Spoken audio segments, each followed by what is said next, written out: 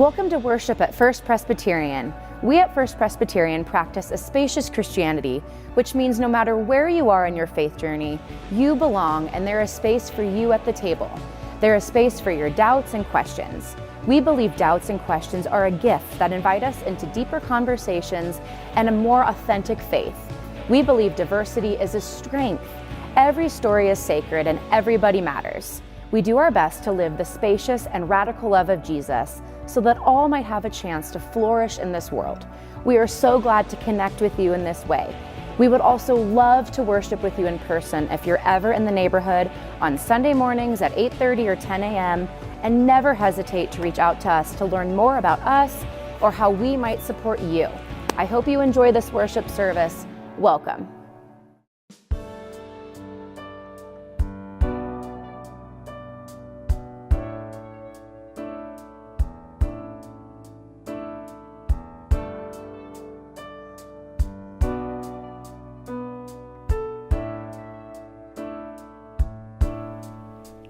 You give life, you are love, you bring light to the darkness, you give hope, you restore every heart that is broken, and great are you, Lord. It's your breath in our lungs, so we pour out our praise, we pour out our praise. It's your breath in our lungs, so we pour out our praise to you only.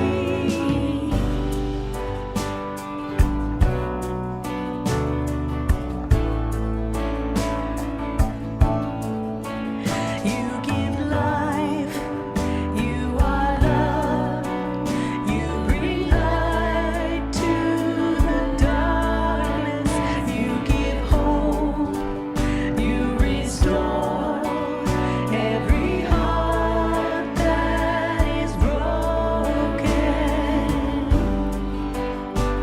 and great are you, Lord. It's your breath in our lungs, so we pour out our praise, we pour out our praise. It's your breath in our lungs, so we pour out our praise to you only. It's your breath in our lungs, so we pour out our praise, we pour out our praise. It's your breath in our lungs, so we pour out our praise to you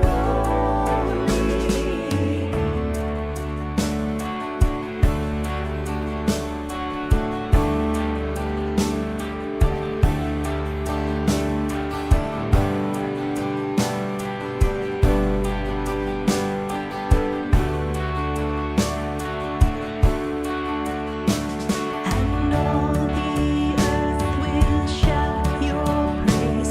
Our hearts will cry, these bones will sing. Great are you, Lord. And all the earth will shout your praise.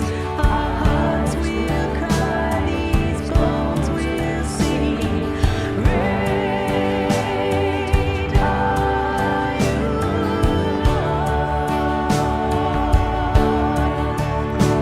and all the earth will shout your praise. Our hearts will cry, these bones will sing.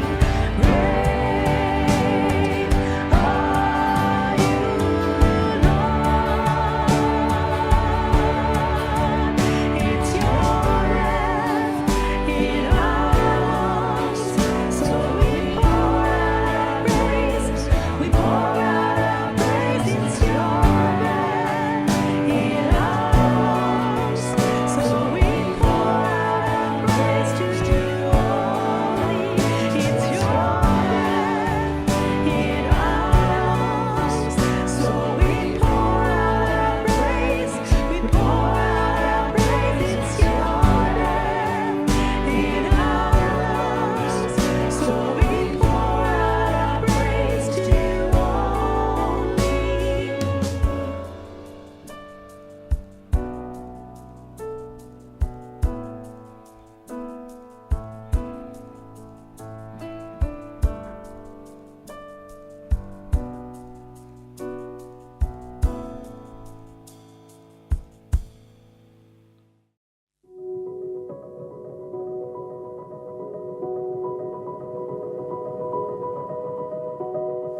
I rest in you, O God.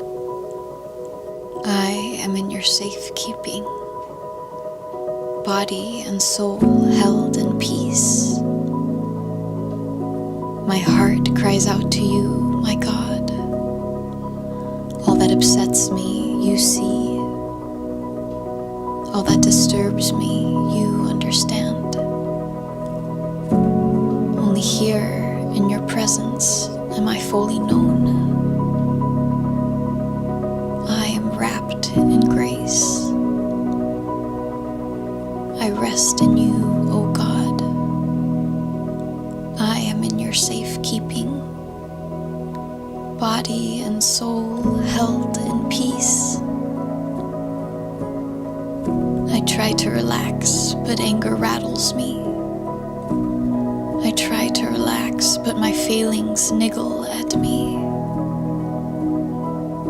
Be still. Be silent. Put your trust in the Lord. I rest in you, O God. I am in your safekeeping, body and soul held in peace.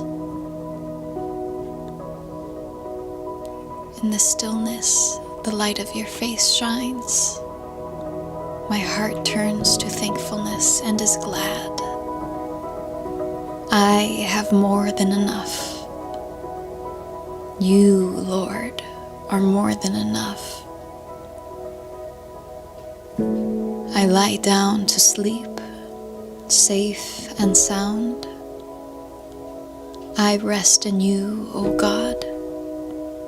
I am in your safekeeping, body and soul held in peace.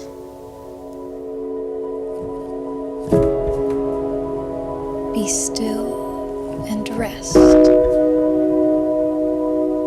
You are held in peace.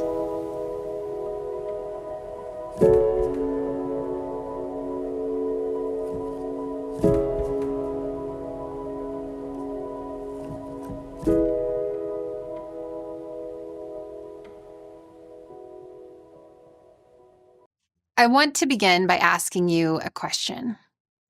What are you carrying right now? Maybe it's the big things, what we collectively hold as humans living on this earth.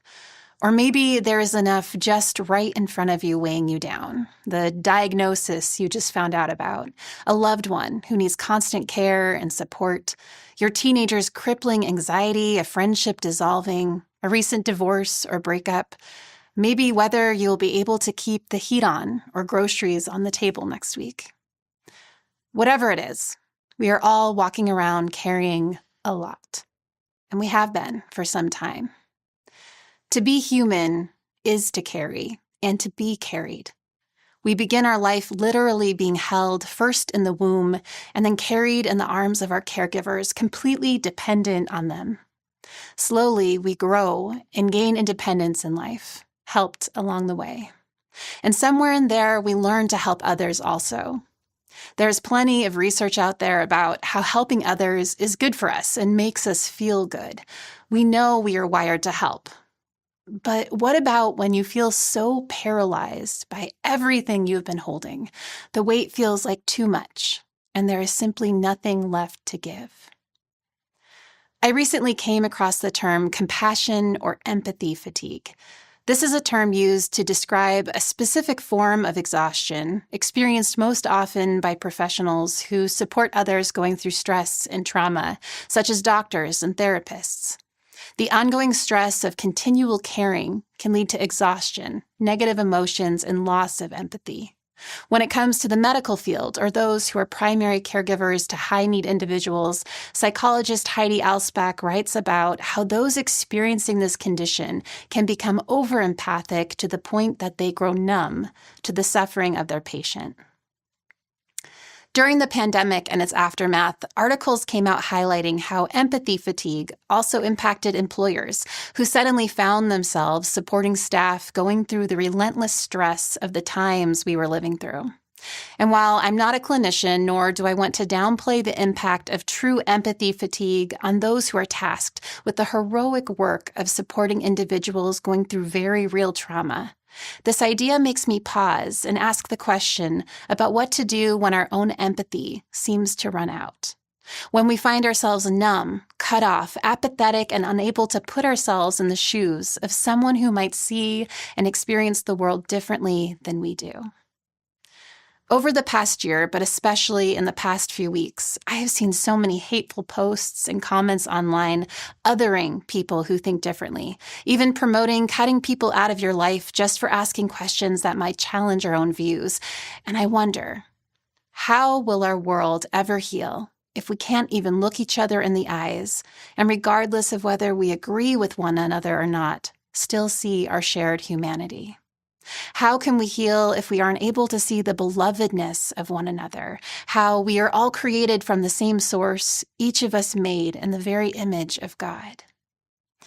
If there is anything we can learn from the life of Jesus, it is the empathic way he walked on this earth. And if there is one thing we need now more than ever, it is extraordinary empathy. Empathy is the act of truly considering what someone else is going through and feeling what they are feeling. It is different from sympathy in that it goes beyond just a feeling of concern for someone else. Rather, you find yourself really with them in whatever they are going through. And this act of true presence is a healing gift to others. It is what helps us get through. It makes me think of one of the names used for Jesus in the scriptures, the Hebrew word Emmanuel, which means God with us. When you read the stories of Jesus' life and ministry, you can clearly see how he lives up to this. He is right there with everyday people in the real messiness and grit of life.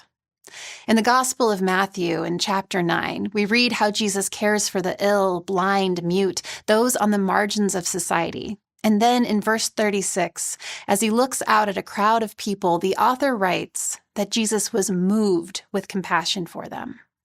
The Greek word used for compassion here means a stirring of the inward parts. This wasn't just a bit of sympathy Jesus felt. This was a deep swell from within, a compulsion to do something in response to the suffering of others. This old understanding of this deep compassion is similar to our modern-day understanding of empathy. This also evokes the Hebrew word used in the Old Testament for mercy or compassion when describing God, rachamim or racham, which is closely related to and shares the same root as the Hebrew word for womb, rachem, suggesting a love like that of a mother. Similar to the Greek word used in Matthew, racham is a deeply emotional word. One such example is found in the book of 1 Kings, when King Solomon rules that two women quarreling over a child should just cut the child in half. When Solomon suggests this as the solution, the scripture reads, "Then the woman whose child was the living one spoke to the king, for she was deeply stirred," or racham, over her son, and said, "Oh, my lord, give her," the other woman, "the living child, and by no means kill him." Here, the word is capturing the deep compassion of a mother for the child of her womb. The same word is used to describe the compassion of God in other passages and perhaps widens our perspective of the type of love that is our birthright, a deep inward stirring in response to suffering, like that of a mother for their child. And as a mother of 3 children myself, I can relate to that kind of womb compassion. I understand on a personal level what that kind of love means. It is a fierce, tender, doing everything it takes love that does not stop. It is the kind of love that stays up all night by your bedside. It is a mama bear, mother hen, protective, nurturing, enduring, unconditional type of love. A love that keeps watch and stays with you. It is the kind of love that does not grow tired. It reminds me of more mother God imagery we see in the words of Isaiah, the Old Testament prophet, when he references the people he is addressing as those who have been born by God from before birth, carried from the womb, and telling them, "Even until your old age and until you have gray hairs, I will carry you. I have made you and I will bear you. I will carry and I will save." And that is the love that exists for all of us. and it is the love we can be conduits of in this world. Empathy is a practice. It is a skill that can be learned and strengthened the more we engage in it. It is the practice of seeing others, even if we don't agree with them, as people in need of compassion. And we are most able to show that compassion to others when we understand the compassion and love available to each of us. But then, of course, we must ask, how? I mean, have you seen this world? What about when you see or hear about or experience firsthand the division, the violence, the wars, the hate, the children and women and men suffering and exploited, the floods and fires, the refugees literally drowning in oceans and rivers? The list goes on and on and on. And then you add in the things in your own small world. How do we even keep up?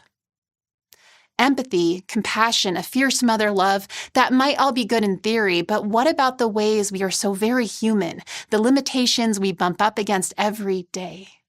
What about how sometimes there's just nothing left to give? How do we keep leaning into and trying to believe in good at all? And how do we muster up the ability to be good in this world?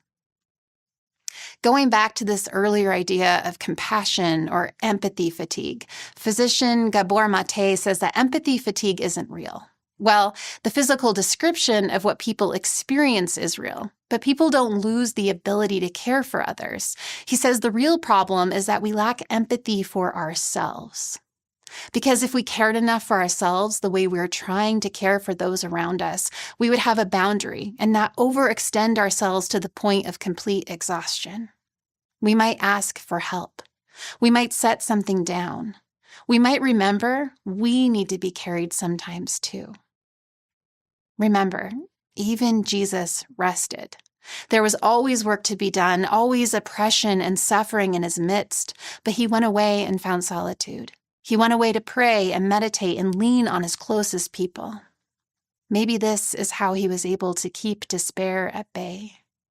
Maybe when we start to feel like we don't care, can't care, instead of becoming cynical and apathetic or continue to push ourselves to a breaking point, we can take it as a sign that we need to receive care ourselves.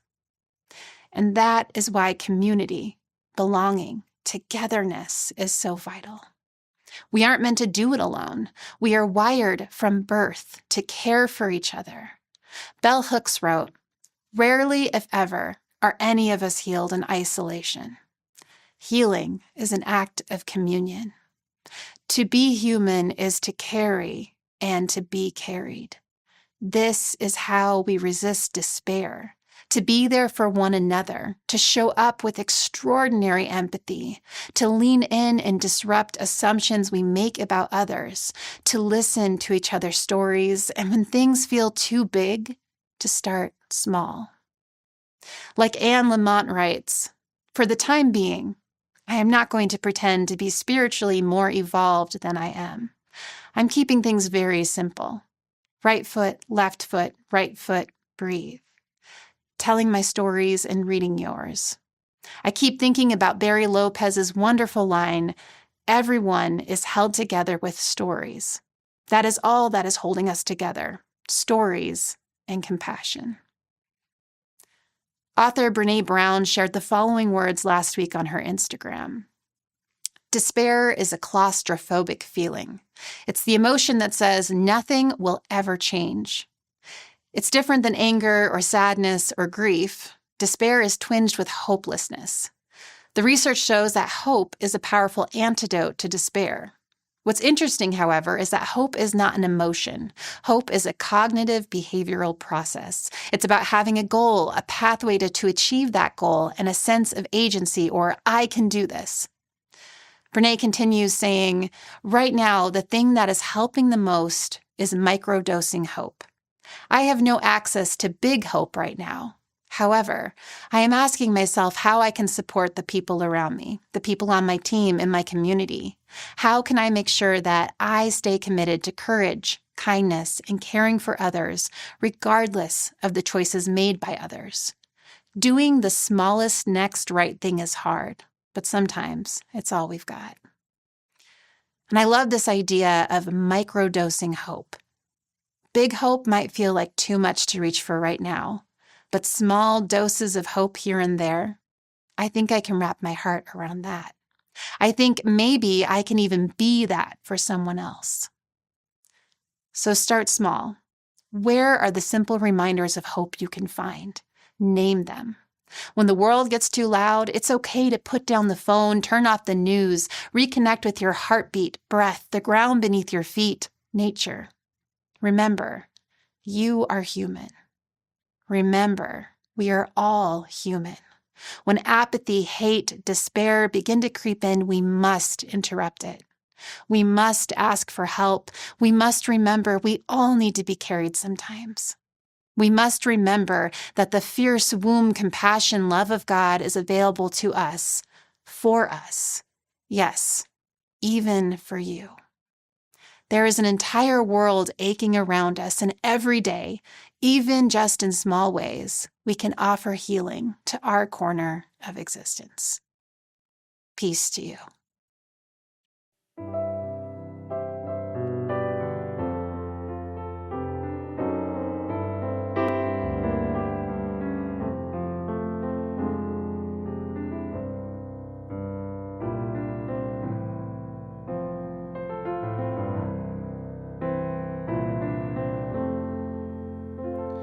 When you're weary, feeling small, when tears are in your eyes, I will dry them all.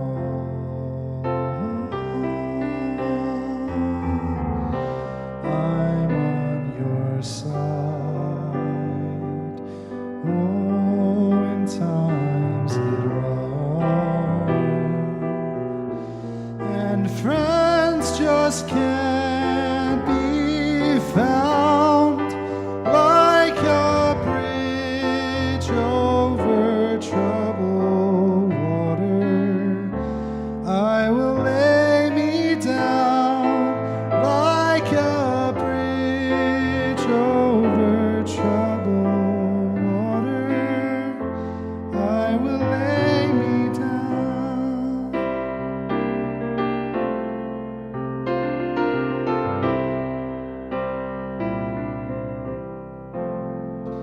When you're down and out, when you're on the street, when evening falls so hard, I will comfort you.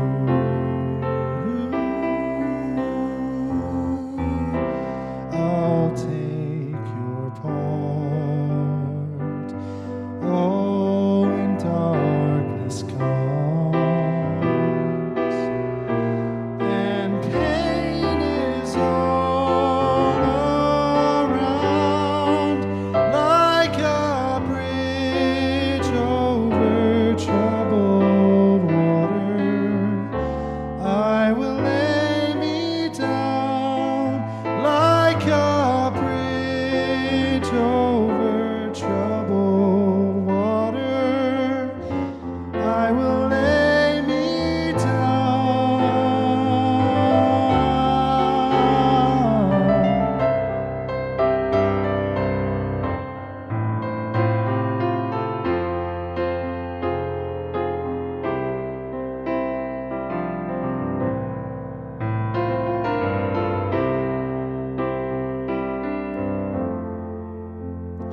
Sail on, silver girl,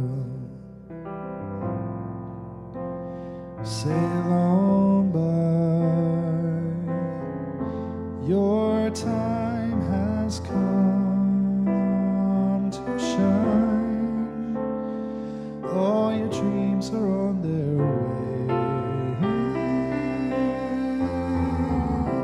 See how they shine. Oh, if you need a friend, I'm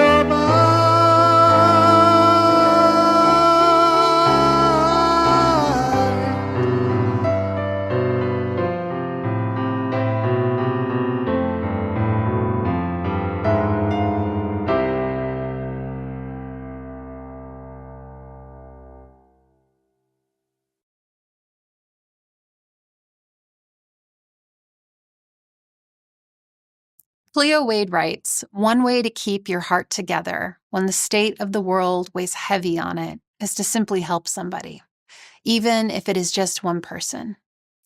When everything feels too big, start small. Microdose hope. Practice extraordinary empathy for others, for yourself.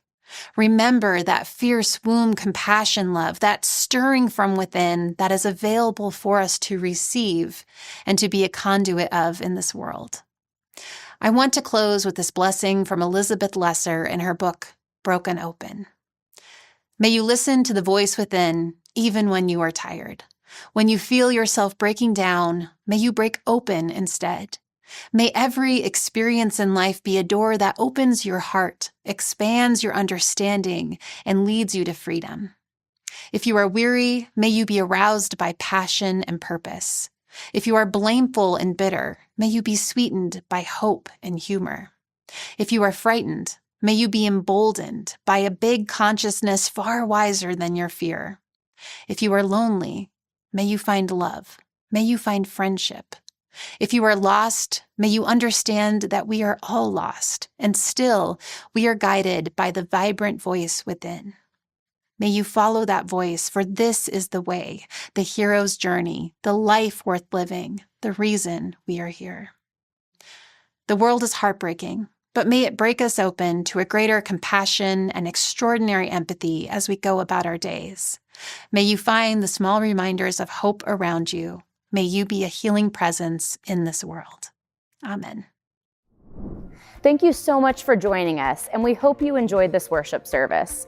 If you would like to make a donation, helping make these podcasts possible, or support the many ways First Presbyterian seeks to serve our community, you can make a financial gift online at bendfp.org.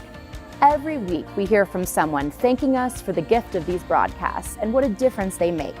Your support makes that possible. Our church is committed to reach beyond our walls, bringing hope where there is despair and love where it is needed the most. Your generous support helps us to be generous in love. Go to our website, bendfp.org, and click on the link Give Online. Your support is really appreciated and makes a difference in people's lives. Thanks again. I hope to see you next week.